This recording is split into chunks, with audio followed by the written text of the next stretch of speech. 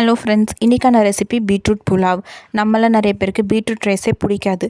அப்படி இருக்கப்ப இந்த மாதிரி பீட்ரூட் புலாவ் மாதிரி செஞ்சு கொடுங்க, கண்டிப்பாக சாப்பிட்ருவாங்க. எப்படி செய்கிறதுன்னு பார்க்கலாமா? ஒரு குக்கரில் நெய் சேர்த்துட்டு அதில் சோம்பு பட்டை மசாலாலாம் போட்டுட்டு நல்லா வதக்கி விட்டுட்டு 3 பச்சை மிளகா சேர்த்துக்கோங்க. கூடவே 2 வெங்காயம் சேர்த்து நல்லா வதக்கிக்கோங்க. வதங்கினதுக்கப்புறமா 1 ஸ்பூன் இஞ்சி பூண்டு பேஸ்ட்டும் போட்டு நல்லா வதக்கி விட்டுக்கோங்க. ஒரு பீட்ரூட் ஃபுல்லாக எடுத்துருக்கேன். அந்த ஒரு பீட்ரூட்டை குட்டி குட்டியாக நறுக்கி அதையும் சேர்த்துக்கலாம். லேசாக உப்பு போட்டு வதக்குங்க. நல்லா வதங்கட்டும். வதங்கினதுக்கப்புறமா நான் இன்றைக்கி நார்மல் ரைஸ் தான் எடுத்திருக்கேன், பாஸ்மதி ரைஸ் எடுக்கலை.